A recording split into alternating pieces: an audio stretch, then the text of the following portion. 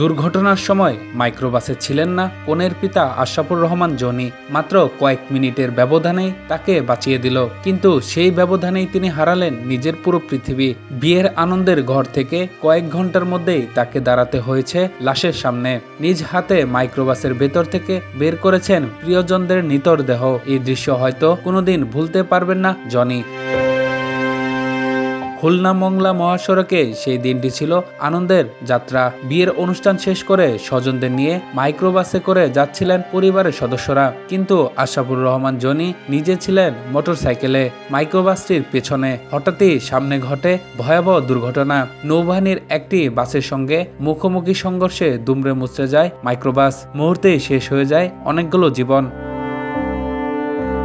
দুর্ঘটনার পর ছুটে গিয়ে যে দৃশ্য দেখেছিলেন জনি, তা ভাষায় বলা কঠিন। মাইক্রোবাসের ভিতর আটকে ছিল তার নিজের মানুষগুলো। এক এক করে বের করতে হয়েছে তাদের নিথর দেহ, স্ত্রী, সন্তান, স্বজন, যাদের সঙ্গে কিছুক্ষণ আগেও হাসি আনন্দ ছিল, মুহূর্তেই তারা হয়ে গেলেন স্মৃতি। জনি যেন তখনও বিশ্বাস করতে পারছিলেন না এক দুর্ঘটনায় তার পুরো পরিবারটাই শেষ হয়ে গেছে।